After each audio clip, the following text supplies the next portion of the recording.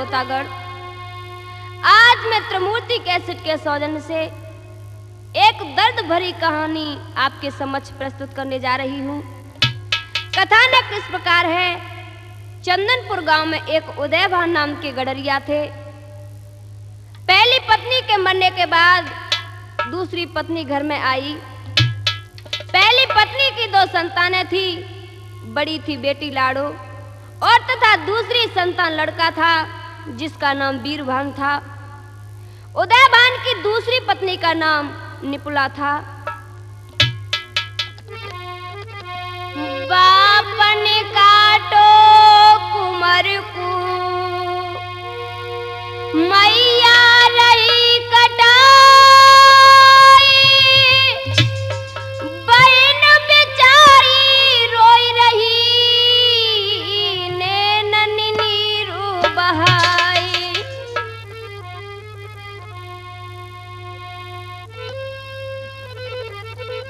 चंदनपुर गांव में एक गडरिया यति निरसंकी था भाई, भैया यति निरसंकी था भाई।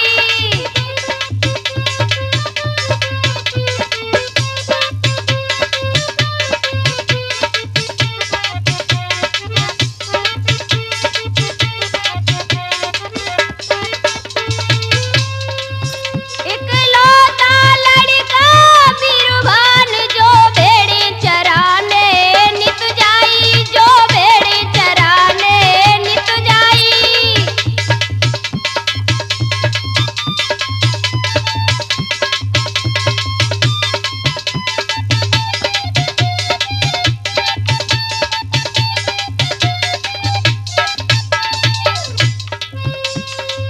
नए मात पिता जाके प्यार करे, बेटा यत दुख सहे भारी, बेटा यत दुख सहे भारी।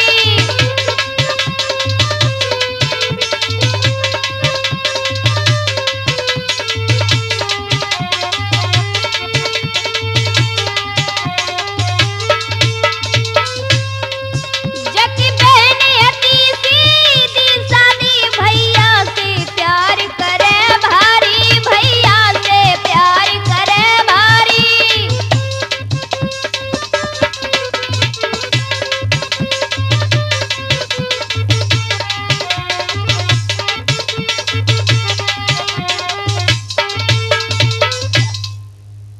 भाइयों, धीरे धीरे ये दोनों बहन भाई जब बड़े हुए, बहन तो घर पर रहती है, भैया वीरभान भेड़े चराने को जंगल में चला जाता है, लौट के घर आ जाता है। यही उसका रोजगार बन गया। भाई बहन में बड़ा प्यार है, बड़ी अनोखी जोड़ी है। बहन भाई की हम क्या बताएं, इतनी सुंदर जोड़ी है, बहुत अच्छी। आगे हुआ क्या? एक दिन की बात कुमार राव भेड़े अरे चराई।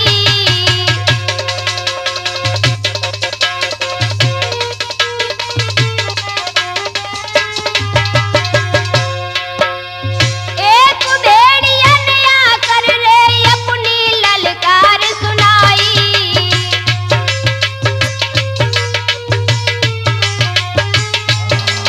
उस जंगल में एक भेड़िया आके गर्जने लगा तो बेटा कप गया और हुआ क्या?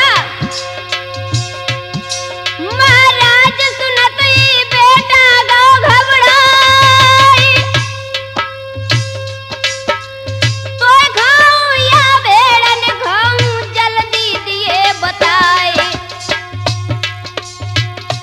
भैया सुन के इतने बैन ललाहिल की भर रोई गओ है, भैया सुन के इतने बैन ललाहिल की भर रोई गओ है।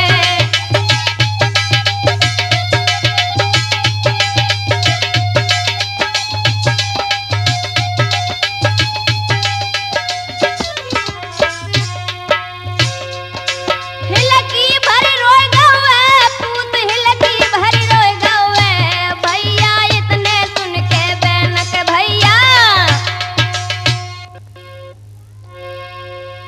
भेड़िया की ऐसी बात सुनकर वीरभान बेटा कांपता हुआ डिडकारी देकर रोने लगा।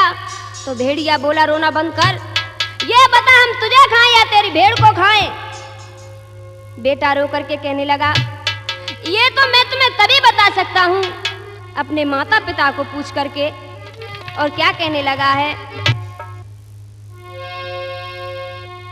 माता पिता को पूछ ले जाई, माता पिता को पूछ ले जाई।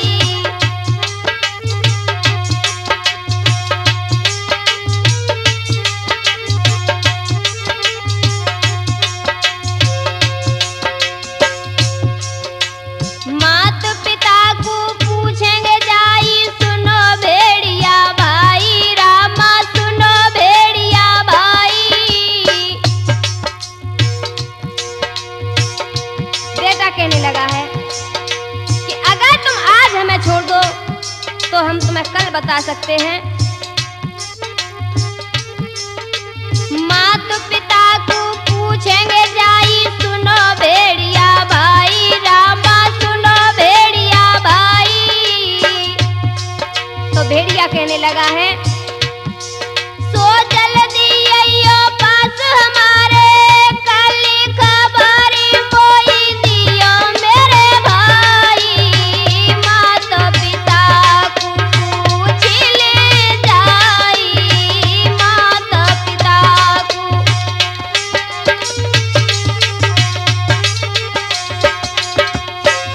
भेड़िया कहने लगा, ठीक है, जा तू अपने माता पिता को पूछ के आ। उसी समय वो बेटा वहां से चला।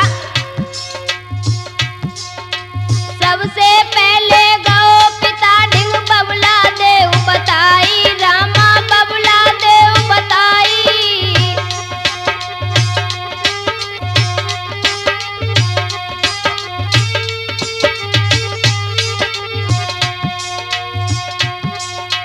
सबसे पहले गौ पिता ढिंग बबुला देव बताई, रामा बबुला दियो बताई।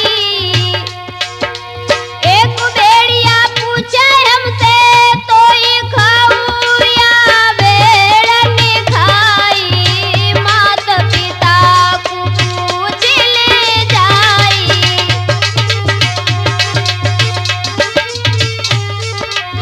माता पिता को पूछ ले जाई, माता पिता को पूछ ले जाई।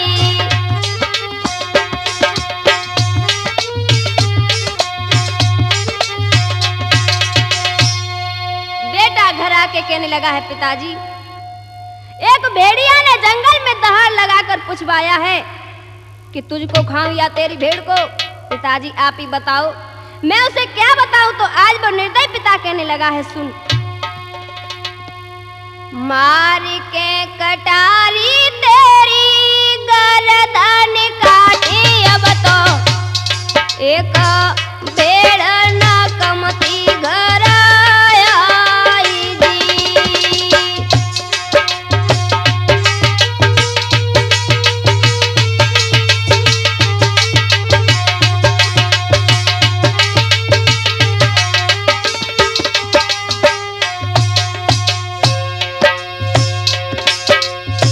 मार के कटारी तेरी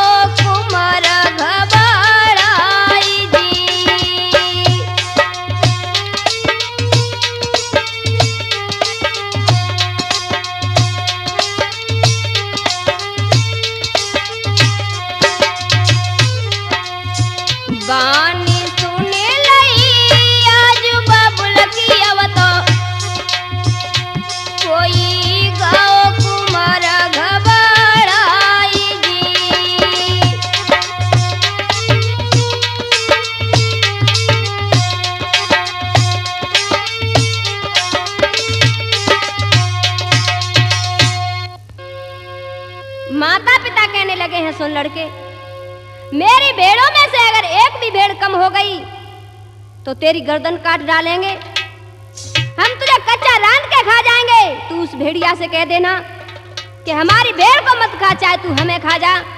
आज बेचारा बेटा घबरा गया। पास में बहन लाड़ो खड़ी थी जो मैया बाबुल की बातें सुन रही थी। आज बेचारी रोने लगी है, मगर ध्यान देना भाइयों, जब सुबह हुआ तो हुआ क्या, दूसरों दिन जब भेड़ ले गो कुंवर हितकारी, आई भेड़िया के पास में बेटा ने गिरा उचारी।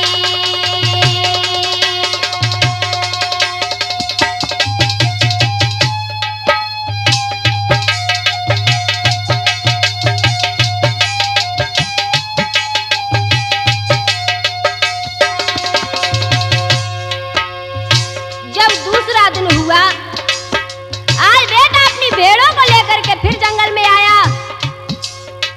उसी समय वहां भेड़िया आ गया और कहने लगा,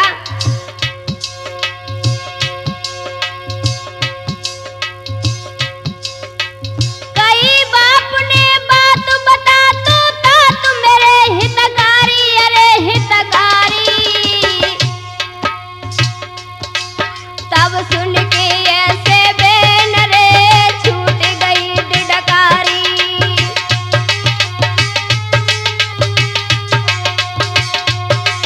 तब सुन के ऐसे बेन रे छूट गई डिडकारी।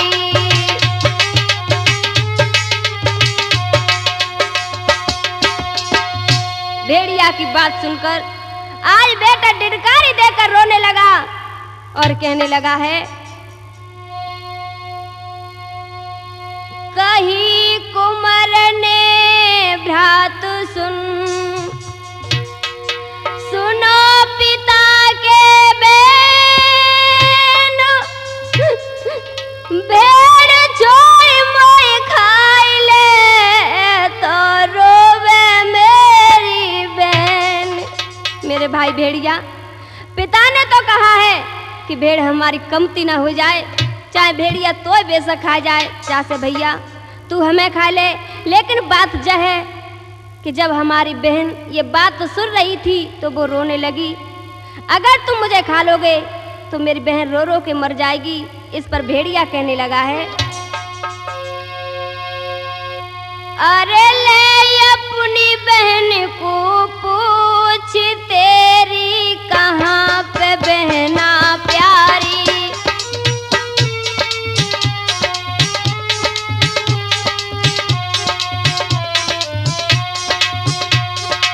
अरे ले अपनी बहन को पूछ, तेरी कहाँ पे बहना प्यारी।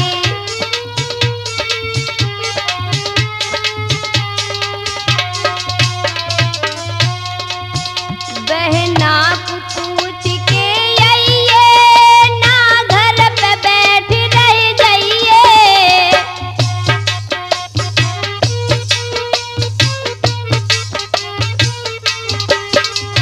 भेड़िया कहने लगा है, जा तू अपनी बहन को पूछ के आ, तेरी बहन क्या कहती है। बहना को पूछ के आइए, ना घर पे बैठ रह जाइए।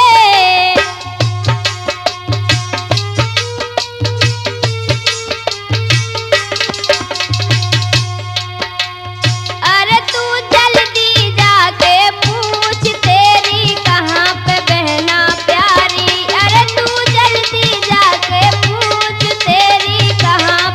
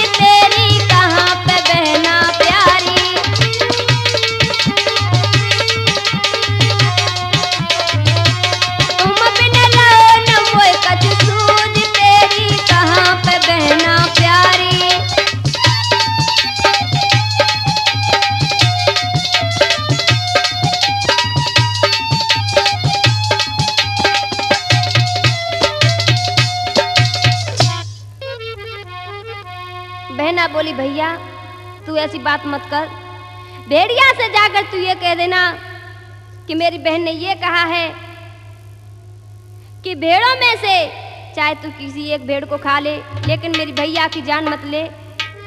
तीसरे दिन जब बेटा भेड़न को लेके जब जंगल में चराने के लिए गया तो भेड़िया कहने लगा क्या कहा है तेरी बहन ने? तो बेटा बोला ये कह दिया है कि मुझे छोड़ दो और इन भेड़ों में से चाहे किसी एक भेड़ को खा लो। तो भेड़िया कहने लगा है तेरो पिता निरदई बनो, सौतेली माँ डाहिन बनी, बिना की माने बात हमो, बन भेड़ तवये कई भकी। जब भेड़िया ने एक भेड़ को खा लिया, इधर जब शाम हुई तो बेटा भेड़ों को लेकर के जब घर पर आया तो हुआ क्या? शाम भई बेटा घर आओ,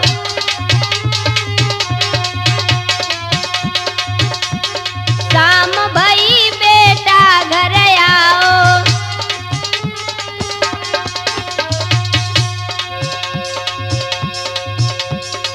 सौतेली माँ ने वचन सुनाओ।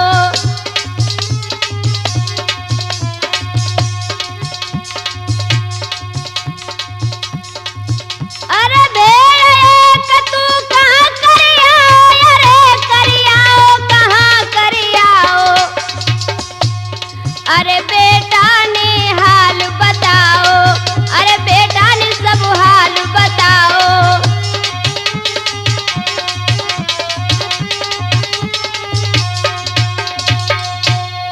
सौतेली माँ बोली क्यों रे, एक भेड़ इसमें कम है, बता ये भेड़ कहाँ गई? तो बेटा कहने लगा माँ और क्या बोला है? मोई छोड़ी भेड़ा भकीलई, अब तो कोई मैया करियो मोई माफूजी।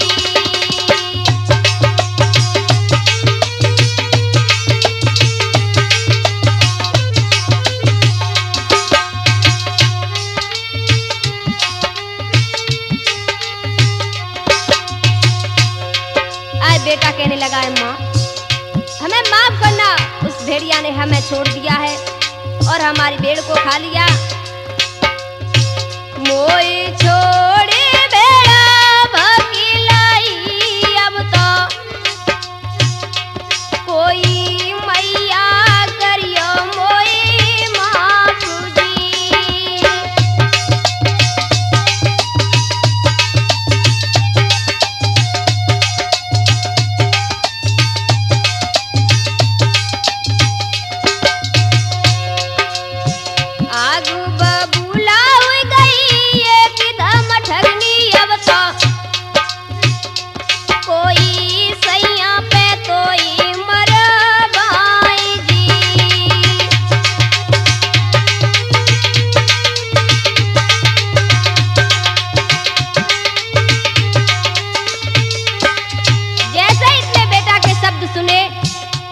सौतेली मैया कहने लगी ओरे पागल, तू भेड़ को खब्बाया और हमें आए कि तू ऐसी बातें सुना रहा। ओरे तू अपने पिता को आ जाने दे, जिस तरह से उस भेड़िया ने उस भेड़ को खाया है उसी तरह से मैं तुझे कच्चा ही चबा जाऊंगी। आगे बाबूला हुई गई एकदम ठगनी, अब तो कोई सैया पे तोई मरबाई जी।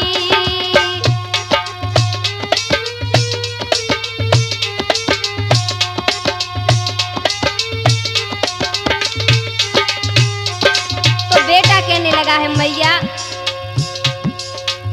मारो या छोड़ो मैया तुमको मुनासिब, अब तो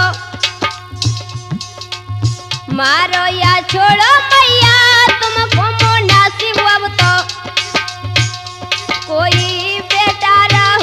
बिला खाई जी।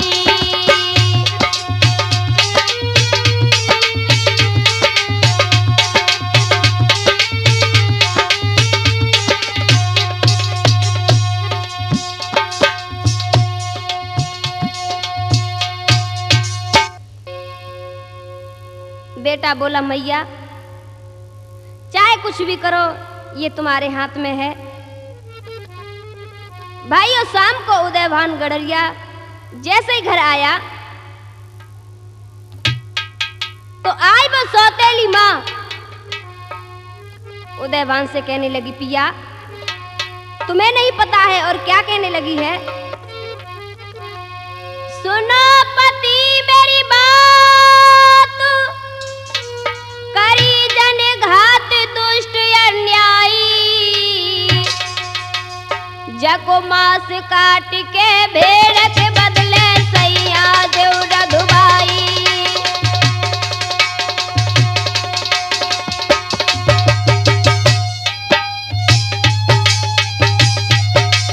कहने लगी है स्वामी अरे ये नालायक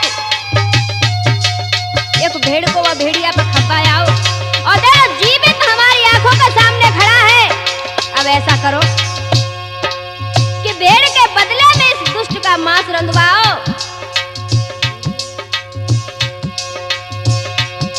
जब मांस काट के भेड़ के बदले सैया देव रंधवाई।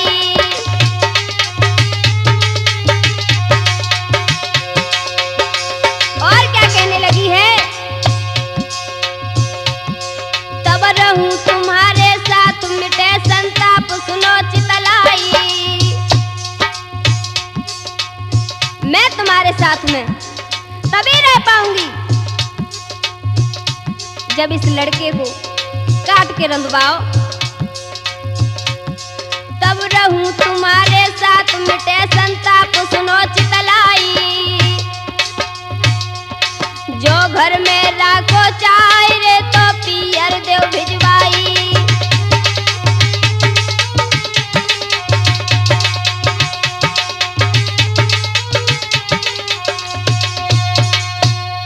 सुनो ये एक भेड़िया पर उस भेड़ को खपाया है और देखो हमारी आंखों के सामने खड़ा है। इस लड़के को अपने हाथों से काटो और रंधवाओ। अगर तुम ऐसा नहीं करोगे तो मैं अपने पीहर चली जाऊंगी और वापस कभी नहीं आऊंगी। उदयभान बोला ये तुम क्या कह रही हो? अरे हमारे एक ही बेटा है हम इसे अपने हाथों से कैसे मारेंगे? ऐसा मत कहो। लेकिन भाइयों वह डायन नहीं मानी। आखिर सौतेली माँ थी। शाम को बेटा जब घर आया तो उसने अपने पिता के हाथ में छुरी देखी। देखिए भाइयों पिता भी सौतेले हो जाते हैं। और वह बेदर्दी बाप ने जब अपने बेटा को पकड़ लिया बोला कमीने अरे तूने एक भेड़ हमारी कम कर दी। अब हम तुझे छोड़ेंगे नहीं तुझे मारेंगे। आज बेटा रो के कहने लगा है पिताजी ये तुम क्या कह रहे हो? अपने हाथों से और अपने बेटा को मारोगे? मुझे मत मारो पिताजी। जैसे ही आई बेटा को पकड़ा है तो रो के कहने लगा है पिताजी पिताजी हम बिनु मैया के लाल मोकुमती जान से मारो।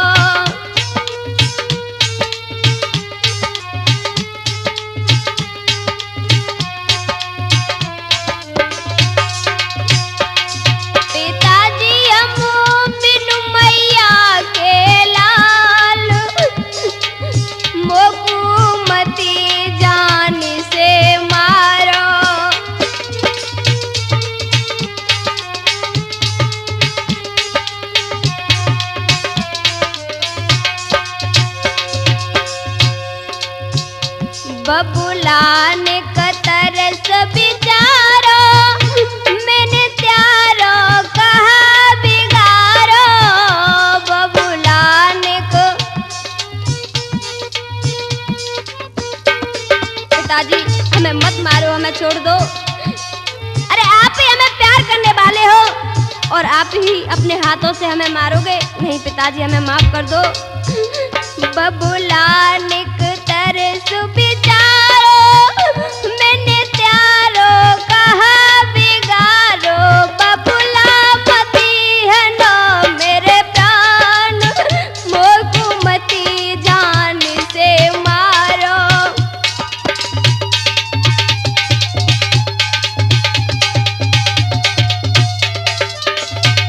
पिताजी हम बिनु मैया के लाल, मोको मती जान से मारो।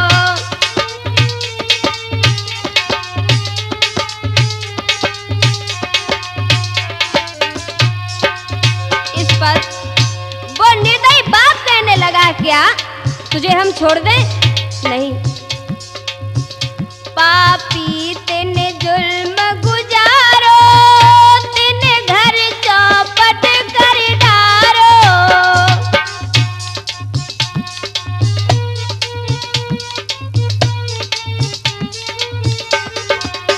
पापी तेने जुल्म गुजारो, तेने घर चौपट कर डारो। अरे तेरे तन की तू खाल, मोको मती जान से मारो। पिताजी हम बिनु मैया के लाल, मोको मती जान से मारो। बेटा रो के कहने लगा है, पिताजी नहीं नहीं, हमें मत मारो। और कहने लगा है, बबुलान का पानी पिला दो, मेरी बहना से मिलवा दो। बबुलान को पानी पिला दो, मेरी बहना से मिलवा दो। एकदम धरती पे लाओ है डाल, मोको मती जान से मारो। पिताजी हम बिनु मैया के लाल, मोको मती जान से मारो।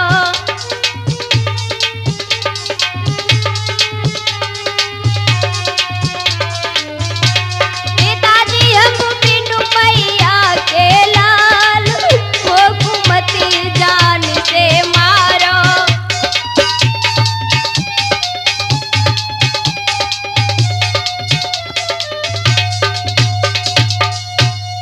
भाइयों माता बहनों, बेटा ने बहुत विनती की, हा खाए, मगर दुष्ट ने उस बेटा को मार डाला। और देखिए, फंसी औरत के फंद में बेटा डालो काट, औरत का फंदा बुरा, हमसे कहीं न जात। ध्यान देना सज्जनों, बाप ने बेटा का वध कर डाला, सौतेली माँ ने छोकर सब्जी बनाई। इधर हुआ क्या? आई बहन द्वार ते बाकू नहीं दिखो भैया,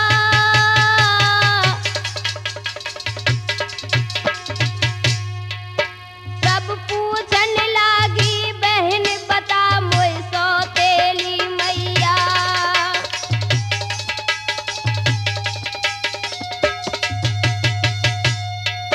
सब पूछन लागी बहन बता मोय सौतेली मैया।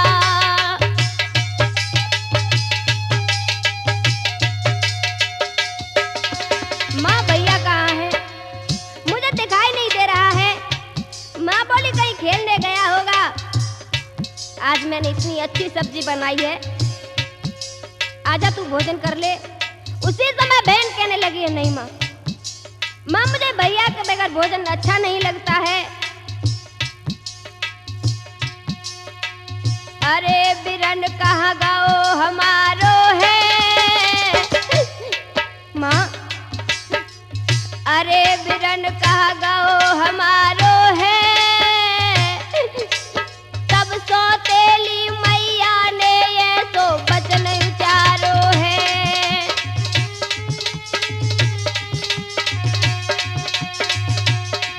तब सौतेली मैया ने ऐसे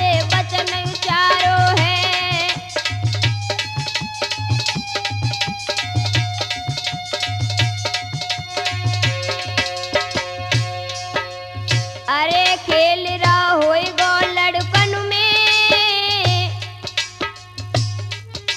पहले से डांटो नाय मात जकी मर गई बचपन में, पहले से डांटो नाय मात जकी मर गई बचपन में।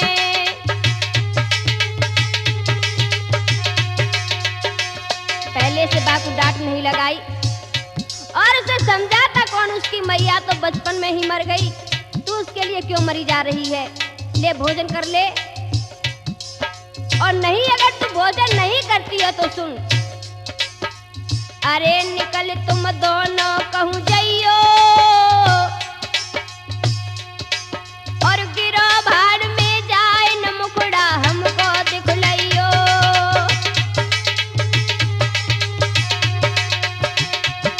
और गिरो भाड़ में जाए न मुखड़ा हमको दिखलइयो।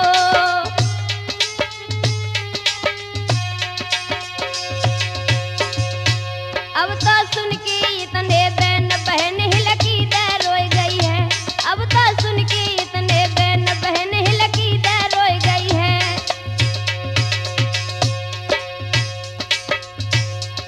हिलकी दे रोई गई है, बहन हिलकी दे रोई गई है, अब तो सुन के इतने बहन के भैया। इस पर सौतेली माँ बोली चुप हो जा, ले मैं भोजन लाई हूँ, तू भोजन खा ले। और देखिए वह डायन बेटा के मांस की सब्जी बनाकर आज बेटी को खिलाने लगी। बेटी ने कटोरी में मांस देखा, एक गिलास उसमें लगाया तो उसने उस मांस में एक अंगुली देखी जिसमें एक अंगूठी थी जो बरसों पहले उस बहन ने अपने भैया को दी थी।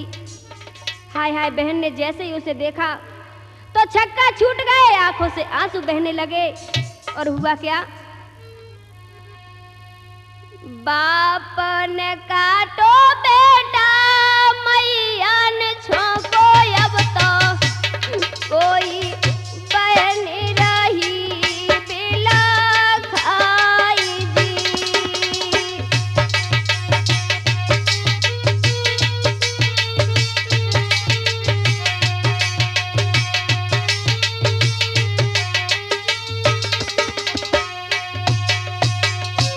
हत्यारी माने नहीं, वो उंगली नहीं देख पाई, बहन देख रही है।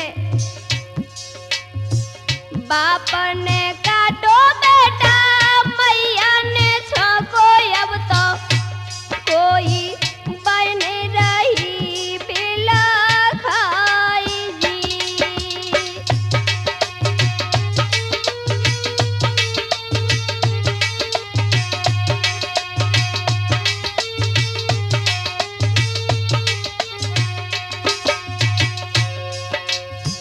अंगुली पर रस के आई गई बहना के सम्मुख, अब तो कोई बहन गिरी गस खाई जी।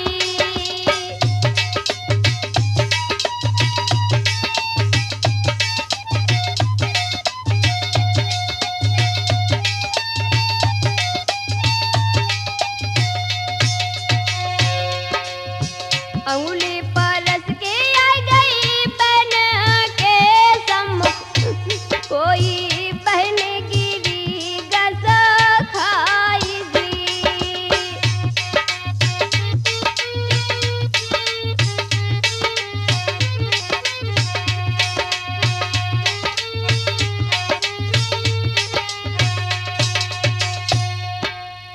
और बहन की हिलकी नहीं रुकी और पपक पपक के रोने लगी है। क्या कहने लगी है, ईश्वर लाज राखिले मेरी भैया बिन बहन अकेली।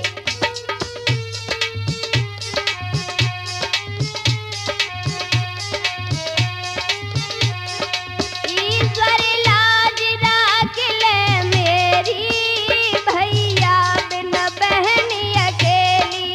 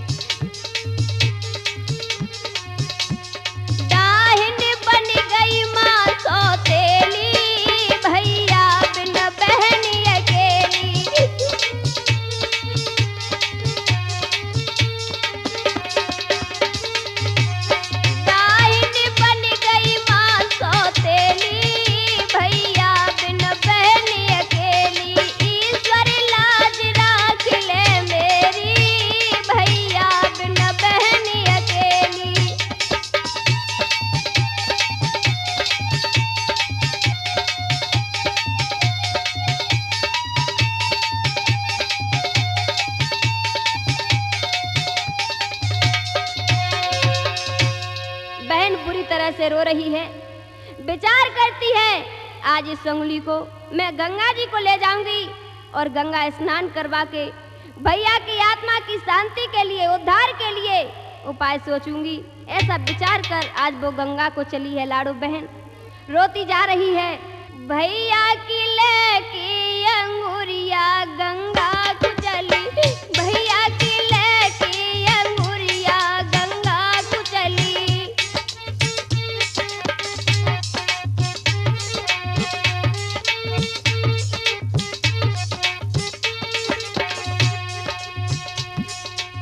भैया की लेके अंगूरिया गंगा को चली, भैया की लेके अंगूरिया गंगा को चली।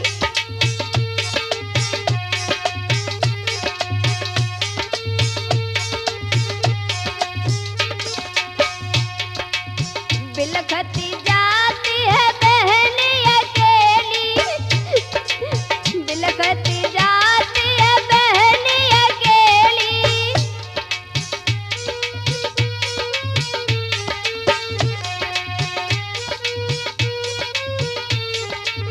बिलखती जाती है बहन अकेली, असुवन भींगी चुनरिया गंगा को चली, असुवन भींगी चुनरिया गंगा को चली। भैया की लेके अंगूरिया गंगा को चली।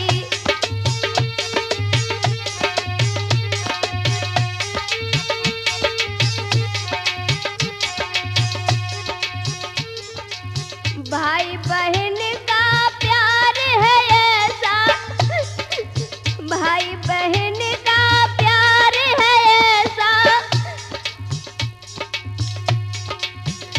अरे टूटे न सारी उमरिया गंगा को चली।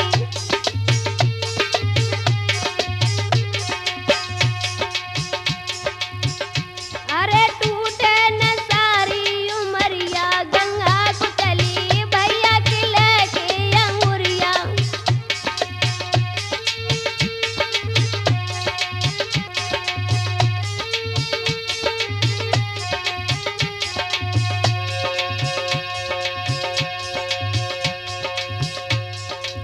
भैया की लेके अंगूरिया गंगा को चली, भैया की लेके अंगूरिया गंगा को चली।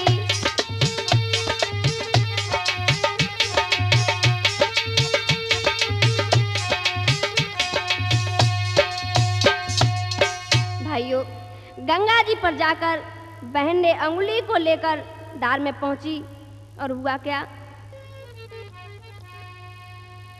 गंगा पे जाए के बहना अंगूरी नवाई रही। अब तो कोई अंगुली बनी है तो तारा मुझी।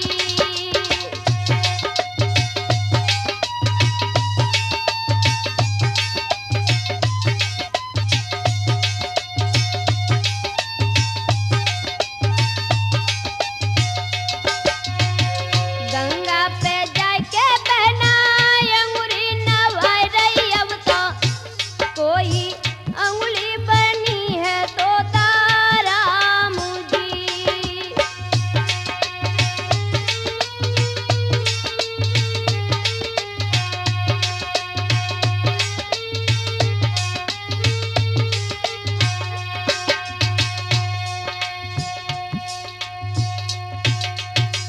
माता बहनों देखो हर की लीला।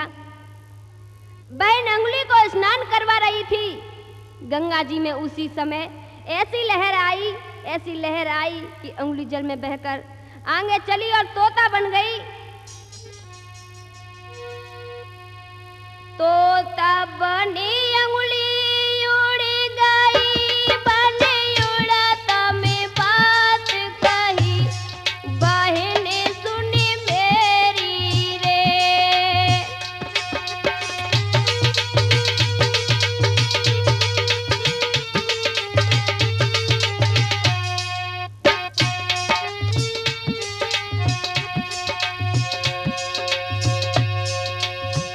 अंगुली तोता बन गई और उड़ती मैं कहा बोली, तोता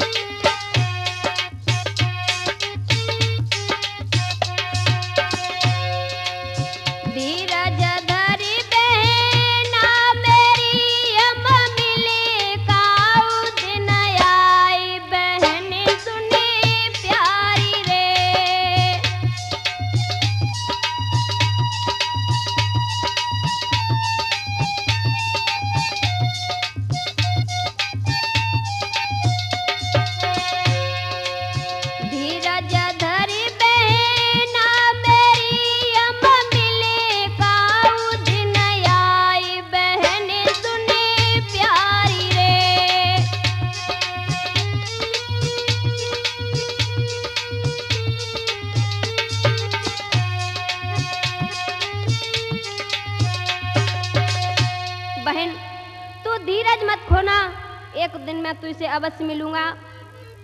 भाई और बहन से ऐसी बात कहकर तोता उड़ता ही चला गया और एक लोहार की दुकान पर पहुंचा।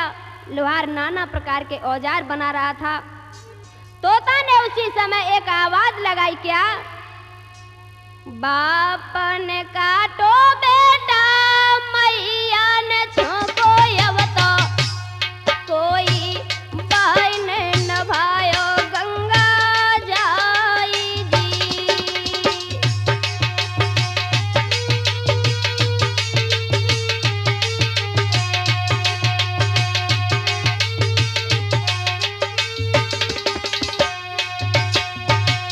बाप ने काटो बेटा, मैया ने छोको अब तो कोई बहन न भायो गंगा जाई जी।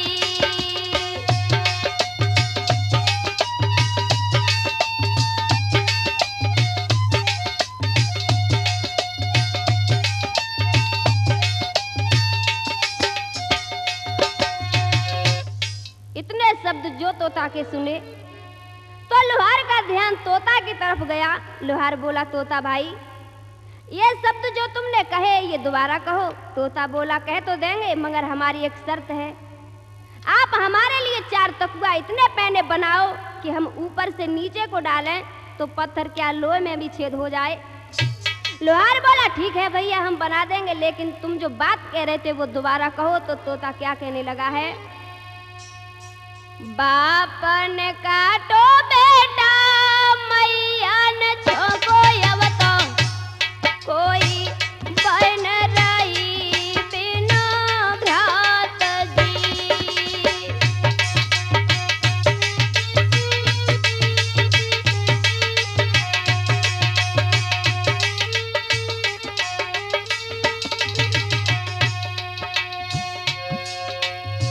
बाप ने काटो बेटा, मैया ने छोको अब तो कोई बहन रही बिना भ्रात जी।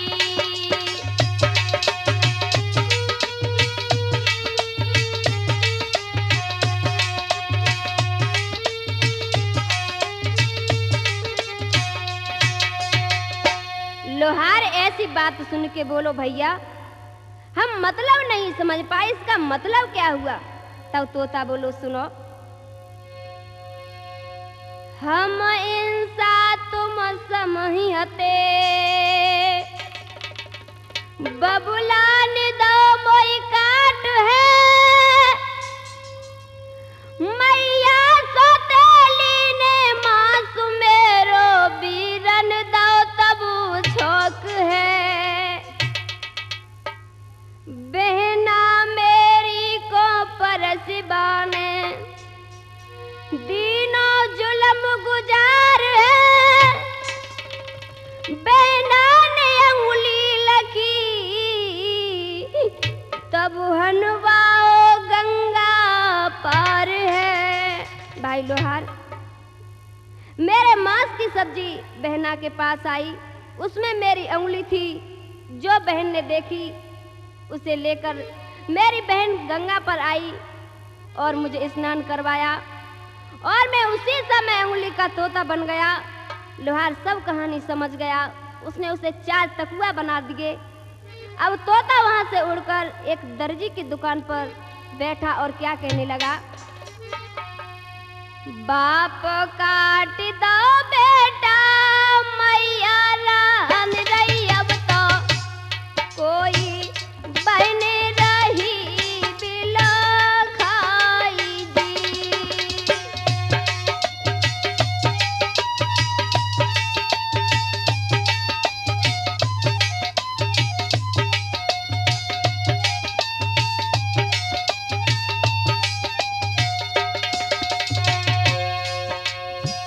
बाप काट दो बेटा,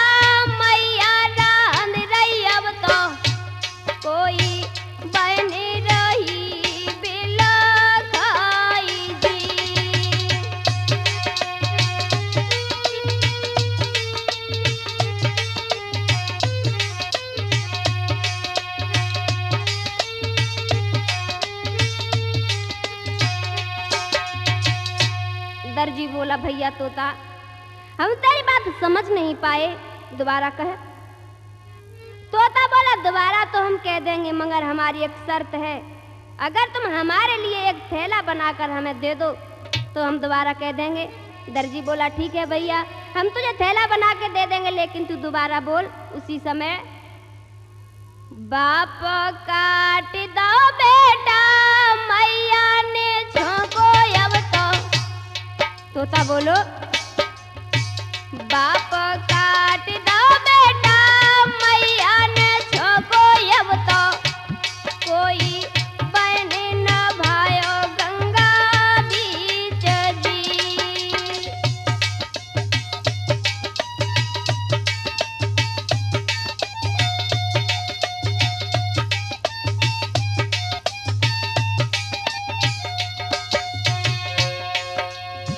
बाप काट दो बेटा मैया ने झोंको अब तो, कोई बहन न भायो गंगा बीच जी।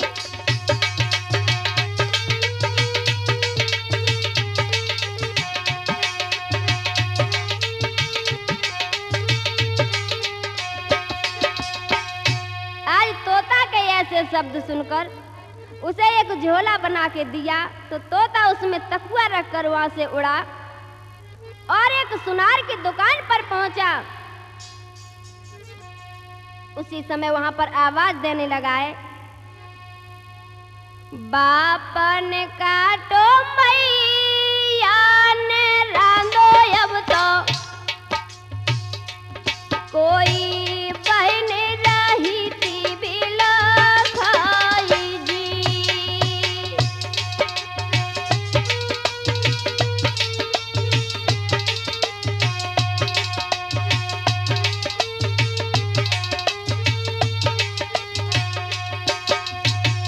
बाप ने काटो मैया ने रांधो अब तो, कोई बहन रही बिला खाई जी।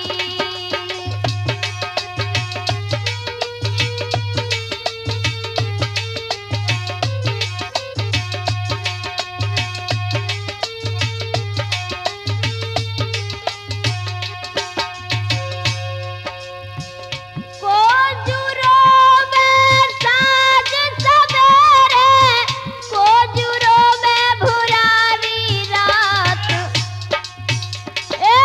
कोजुरो में बखत परे पे, कोजुरो में तीज त्योहार।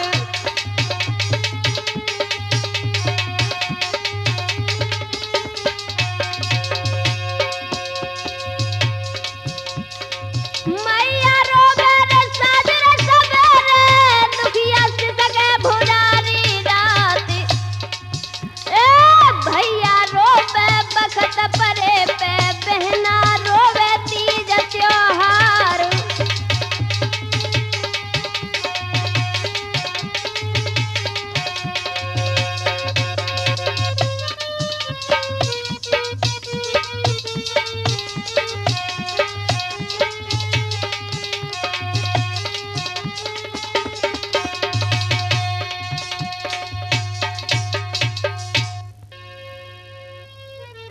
भाइयों, सुनार की दुकान पर कुछ सहेलियां आपस में विचार कर रही थी कि बहन ये तोता बड़ा अजीब है, ऐसा तोता तो हमने पहली बार देखा है, ये तो मानव जैसी भाषा में बोलता है।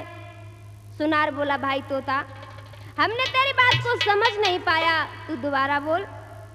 तो तोता कहने लगा भैया हम दोबारा तो बोल देंगे, लेकिन हमारी एक शर्त है, तुम हमें स्त्रियों के जितने आभूषण होते हैं उतने हमें सब बना के दे दो तो हम बता दें। तो सुनार तैयार हो गया, कहने लगा भैया ठीक है, तू हमें सुना।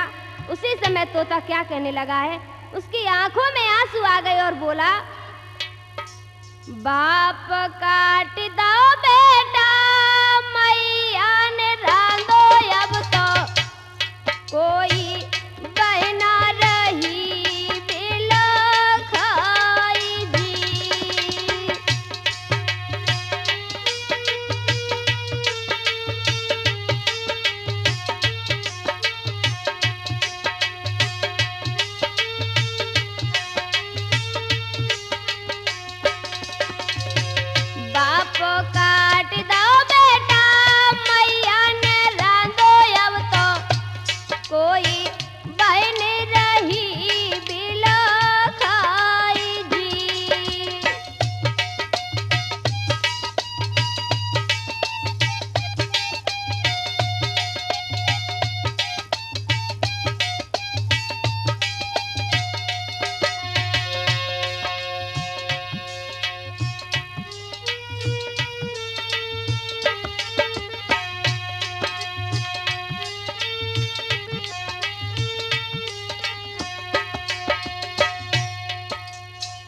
सुनार ने जब बात सुनी तो सुनार की आंखों में आंसू आ गए और स्त्रियों के सभी आभूषण बना के जब तोता को दिए हैं तो तोता वहां से उड़ के चला। कैसे? उड़ता ही तोता धरी गयो, कोई गयो पेड़ पे जाए, सुनो सब भाई रे।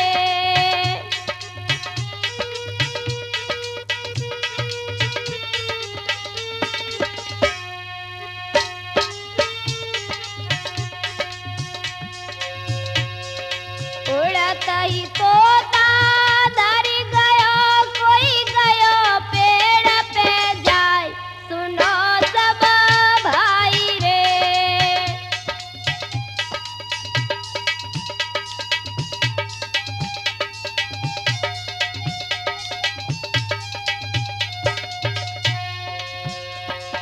रहने लगो बा पेड़ पे, कोई घोंसला लाओ बनाए, सुनो सब भाई रे।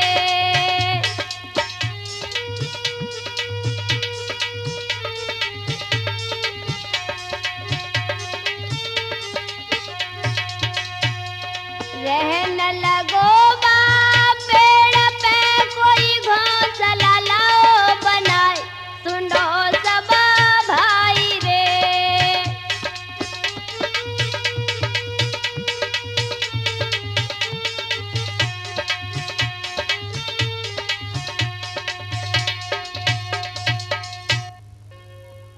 भाइयों बहनों, वही तोता उड़ता हुआ एक वृक्ष पर पहुंचा। उसने जाकर के वहां पर घोंसला बनाया और जितने स्त्रियों के आभूषण थे उस पर सब उस घोंसले में रख दिए। भाइयों बहनों, आगे का वृतांत त्रिमूर्ति कैसेट के माध्यम से वॉल्यूम नंबर 2 में श्रवण करेंगे।